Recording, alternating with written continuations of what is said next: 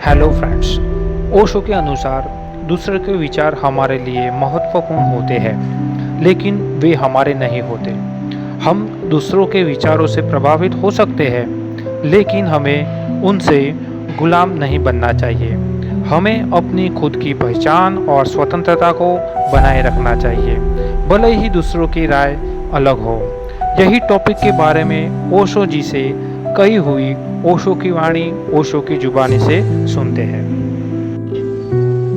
पहली बात आपसे कहूं वो ये, जो भी व्यक्ति विचार कर सकता है वो मौलिक विचार भी कर सकता है। जो भी व्यक्ति विचार कर सकता है वो मौलिक विचार भी कर सकता है। जो उधार विचारों को अपना मान के पकड़ के बैठ सकता है वो विचार करने में समर्थ है, नहीं तो उधार विचारों को पकड़ना भी असंभव था। विचार की सामर्थ्य है, इसलिए तो दूसरों के विचारों को पकड़ लेता है। लेकिन दूसरों के विचारों को पकड़ लेने से जो खुद के विचार की शक्ति थी वो पंगु हो जाती है, विकसित नहीं हो पाती। दुनिया में हर मनुष्य विचार करने में समर्थ है और उसी मात्रा में उसके भीतर मौलिक विचार का जन्म हो सकता है जिस मात्रा में वो बाहर के सहारों को छोड़ने की सामर्थ्य अर्जित कर ले, साहस अर्जित कर ले। मौलिक विचार संभव है प्रत्येक व्यक्ति को, और प्रत्येक व्यक्ति का जन्म सिद्ध अधिकार है कि वो मौलिक विचार करे। जीवन के मिलने के साथ ही ये शक्ति भी मिल जाती है, मनुष्य होने के साथ ही ये संपदा भी मिल जाती है। ये स्वत्व है जीवन के साथ मिला हुआ, लेकिन हम उसका उपयोग ही ना करें। समझ लें एक ऐसा गांव हो जहां बच्चे पैदा हों और उनके पैरों को बांध दिया जाए और हाथ में लकड़ियां दे दी जाएं और उनसे कहें चलो, तो वे लकड़ियों के सहारे बच्चे चलेंगे। फिर उस गांव के सब बच्चे ऐसा हजारों साल तक करते रहे कि बच्चे जब भी पैदा हो उनको लकड़ियां पकड़ा दी जाएं, बैसाखियां दे दी जाएं और उन सबको चलने को कहा जाए, तो वो लकड़ियों के सहारे चलेंगे और उनके पैर पंगु हो जाएंगे। फिर हर पीढ़ी अपने बच्चों के साथ यही करती रहे। 1000-2000 साल बाद उस गांव में बिना बैसाखी के कोई भी नहीं चल सकेगा। और अगर किसी दूसरे गांव से कोई आदमी भूला भटका वहां आ जाए और वो कहे पागलो ये क्या कर रहे हो, बैसाखियों की क्या जरूरत है, अरे अपने पैरों से चलो, तो वहां के लोग पूछेंगे क्या हर आदमी अपने पैरों से चल सकता है? क्या ये हो सकता है कि हर आदमी अपने पैरों से चल सके? हाँ, कभी कभी ऐसा होता है, कोई अवतारी पुरुष पैदा हो जाता है अपने पैरों से चलता है, वो अपवाद की बात है, ये सबके बस की बात नहीं। सब तो बैसाखियों से ही चलते रहे हमेशा से। हमारे बाप दादी भी चलते थे, उनके बाप दादी भी, उनके बाप दादी भी, ये तो हमेशा का क्रम। तुम ये क्या कहते हो अनूठी बात कि हर आदमी अपने पैरों से चल सकता है? जिन लोगों ने वर्षों तक पैरों का उपयोग न किया हो उनको ये विश्वास आना कठिन है कि हर आदमी अपने पैरों से चल सकता है, लेकिन हम सारे लोग अपने पैरों से चल रहे हैं। क्या आपको पता है चीन में हजारों वर्ष तक स्त्रियों के पैर में लोहे के जूते पहनाए जाते रहे? छोटा पैर सुंदर होता है ऐसा उनका ख्याल था। 1000 तरह की बेवकूफियां दुनिया में प्रचलित रही हैं, वो भी एक बेवकूफी थी, चीन में प्रचलित थी। फलानी चीज सुंदर होती है, बस ये ख्याल प्रचलित हो जाए तो कोई सोचता तो है नहीं, सोचने का तो कोई सवाल नहीं। तो चीन में हजारों वर्ष तक बच्चियां पैदा होंगी और उनके पैरों में लोहे के जूते पहना दिए जाएंगे ताकि उनके पैर बड़े ना हो सके। छोटा पैर सुंदर और खूबसूरत होता है। फिर जितने बड़े घर की लड़की होगी उतनी छोटा जूता पहनाया जाएगा, क्योंकि गरीब घर की लड़की को थोड़ा चलना फिरना पड़ता है, तो बहुत छोटे जूते नहीं पहनाए जा सकते, वो चल ही नहीं सकती। लेकिन बड़े घर की लड़कियों को तो कोई चलने फिरने का सवाल नहीं है, तो उनके पैर के जूते और छोटे होते। राजा महाराजाओं की जो लड़कियां होती उनके पैरों का तो कहने ही क्या, वो तो चलने में और खड़े होने तक में असमर्थ हो जाती, इतने छोटे जूते होते। चीन भर की औरतों के पैर पंगु कर दिए गए, सिर्फ गरीब औरतों को छोड़कर। गरीब औरतों का सौभाग्य था कि वो गरीब थी, इसलिए उनके पैर तो ठीक रहे, बाकी अमीरों के सबके पैर छोटे हो गए। औरतें चलना मुश्किल हो गई, चीनी औरत का चलना देखने लायक हो गया, उससे पैर ही रखते न बने, क्योंकि जिसका पैर लोहे में कसा हो बचपन से उसका पैर छोटा रह जाए और शरीर बड़ा हो जाए, पैर का अनुपात छोटा पड़ जाए, तो वो पैर देखने लायक भर रह जाए कि वो कुर्सी पे पैर रख के बैठे तो आप देखें, बाकी और किसी काम का न रह जाए। अगर उन स्त्रियों से कोई कहे कि सब स्त्रियों के पैर बड़े हो सकते हैं, सब स्त्रियां चल सकती हैं, तो वो हैरान होंगी। वो कहेंगी सब, ये कैसे संभव है कि सब स्त्रियां चल सकें अपने पैरों से? तो वो कंधे पर हाथ रखकर चलती थी।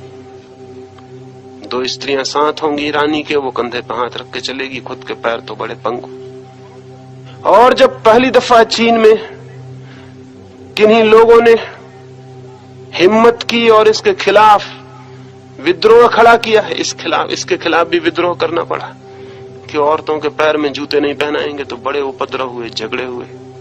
ऐसे लोगों को कहा गया ये विद्रोही हैं, ये परंपरा के दुश्मन हैं, ये देश के अतीत को नष्ट कर रहे हैं, ये सारी बात बर्बाद कर देंगे, हमारी सभ्यता मिटा देंगे।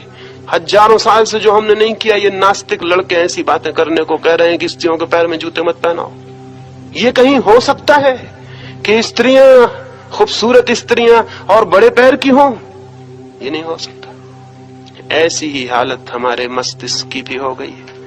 हजारों साल से लोहे के जूते हमारे मस्तिष्क में कसे हुए, हजारों साल से हमारे मस्तिष्क और विचार को चलने की कोई स्वतंत्रता नहीं है। बैसाखी रखो और चलो, कृष्ण के कंधे पे हाथ रखो, महावीर के कंधे पे हाथ रखो, किसी को भी बैसाखी बना लो और चलो, लेकिन अपने पैर से मत चलना।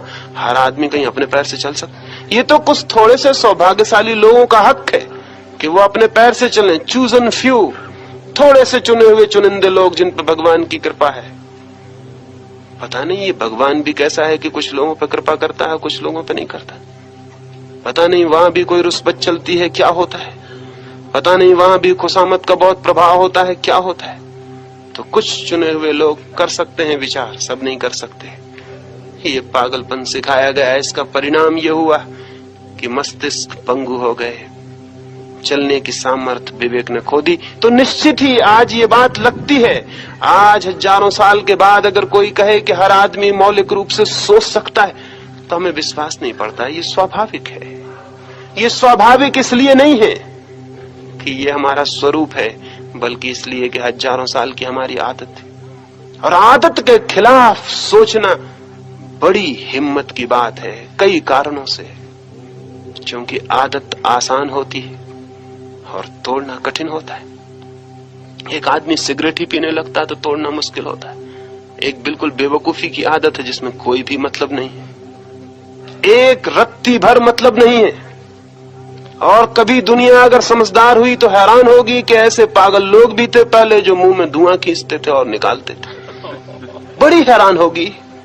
और अरबों करोड़ों रुपया खर्च करते थे इसमें धुआं खींचने और निकालने में। तो बच्चे भविष्य में सोचेंगे कि हमारे माँ बाप या तो पागल थे या क्या खराबी थी, क्योंकि ये कल्पना भी उनके नहीं आ सकेगी कि ऐसे लोग भी थे जमीन पर जो धुआं पहले अंदर खींचते फिर बाहर निकालते और इसमें पैसा खर्च करते और इससे बीमार होते, इससे परेशान होते, इससे अस्पताल में जाते और उनके डॉक्टर घोषणाएं करते कि कैंसर हो जाएगा, फला हो जाएगा। वो सब सुनते और फिर भी पीते, और जो डॉक्टर ये कहते वो भी पीते। तो किसी ना किसी दिन मनुष्य जाति में कोई ना कोई पीढ़ी ये विचार तो करेगी कि ये लोग कुछ गड़बड़ रहे होंगे, ये पागल रहे होंगे। क्या है इसमें? क्या होने जैसी बात है इसमें? लेकिन इसको भी छोड़ना कठिन। इस निहायत एब्सर्ड, जिसमें कोई तुक, कोई संगति नहीं, कोई अर्थ नहीं, उसे छोड़ना भी कठिन है। प्राण निकल जाए उसे छोड़ना कठिन है। ओशो का मानना है कि अंधश्रद्धा विश्वास का एक रूप है। उनके अनुसार एक ऐसी स्थिति है जहां लोग सत्य को खो देते हैं और केवल बाहरी नियम पर ध्यान केंद्रित करते हैं। ओशो ने लोगों को तर्क और विवेक पर आधारित अपने ज्ञान को विकसित करने के लिए प्रोत्साहित किया और सच्चाई को देखने के लिए प्रेरित किया। उत्तर ध्रुव के पास 1930 में यात्री गए, पहले यात्री।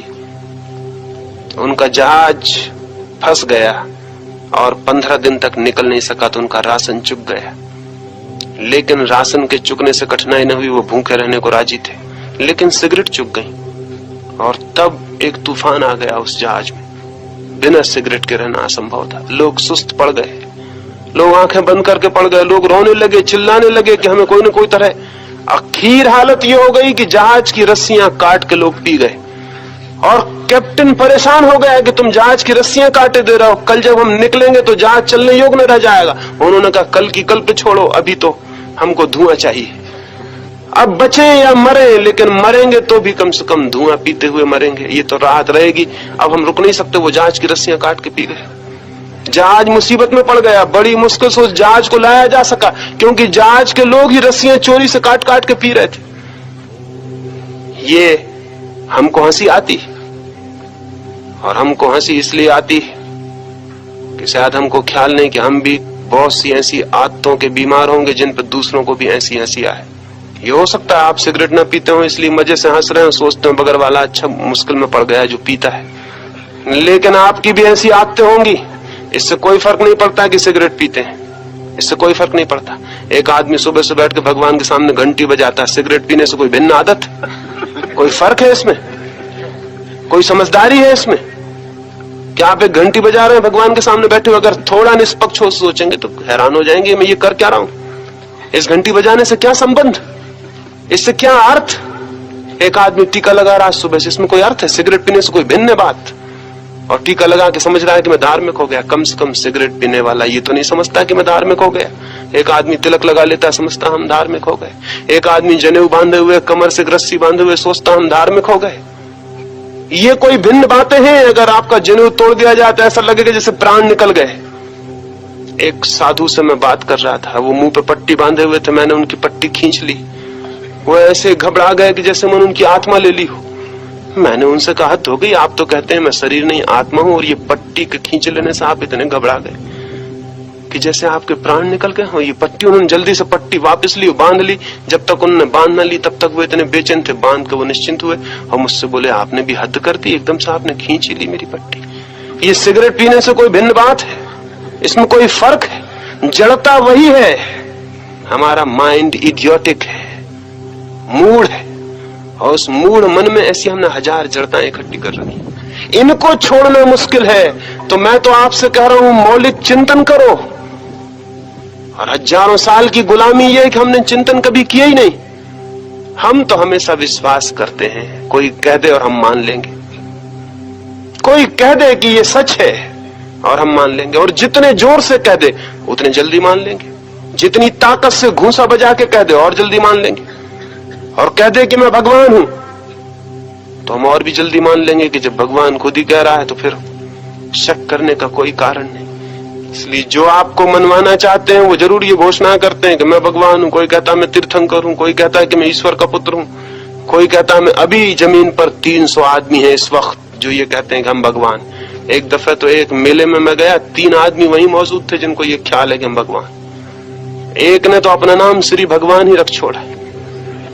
एक ही मेले में 3 थे और एक ही साथ भगवान 3 हो नहीं सकते, इसलिए हर एक बाकी 2 की निंदा कर रहा था कि वो झूठे, असली में 300 आदमी हैं अभी जमीन पर जिनके दिमाग में ये खराबी है, वो समझते हैं हम भगवान, और बाकी 299 की वो निंदा करते हैं, सिवाय इसके कोई उनके पास काम भी नहीं, क्योंकि वो सब गलत है। एक दफा ऐसा हुआ बगदाद में, एक आदमी ने ये घोषणा कर दी कि मैं पैगंबर हूं।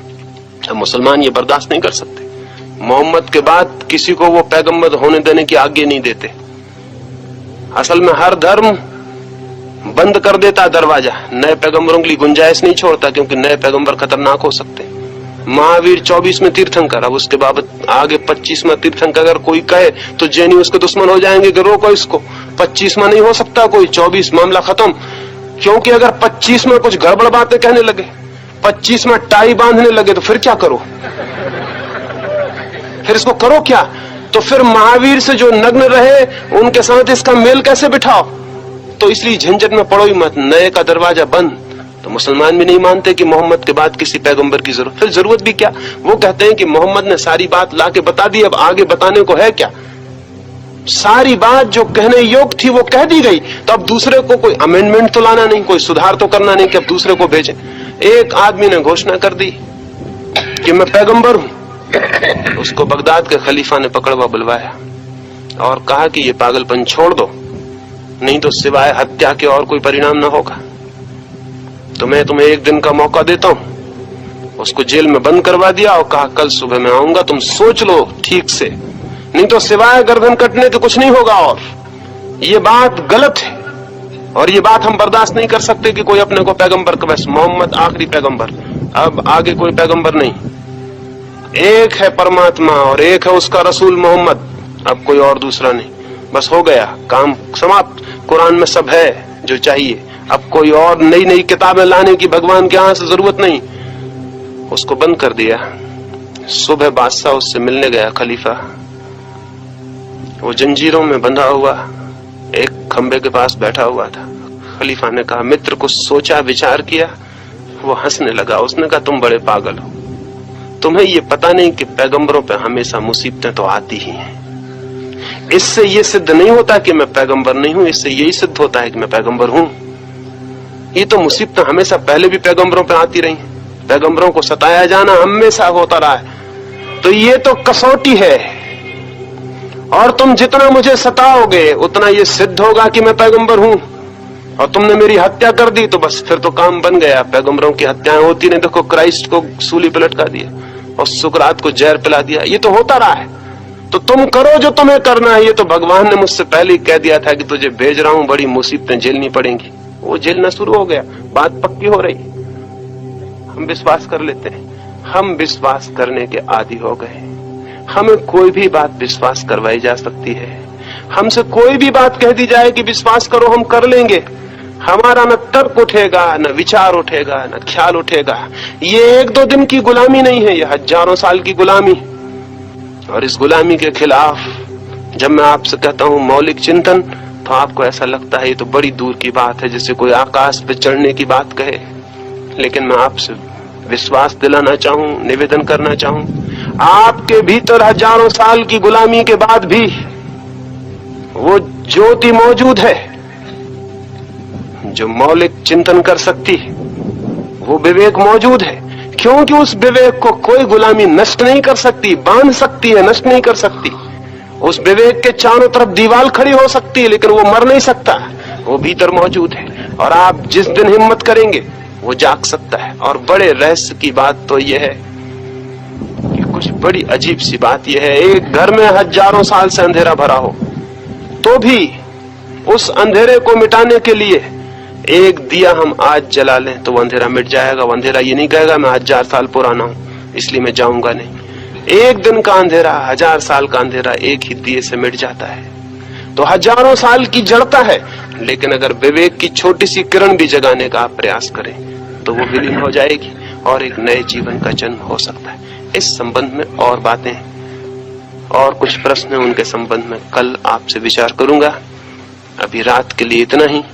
अब हम रात के ध्यान के लिए बैठेंगे, तो थोड़ी सी दो बातें रात के ध्यान के संबंध में आपको समझा दूं, फिर हम ध्यान का प्रयोग करें। स्टोरी अच्छी लगी तो चैनल को लाइक, शेयर और सब्सक्राइब करना मत भूलना। Have a nice life.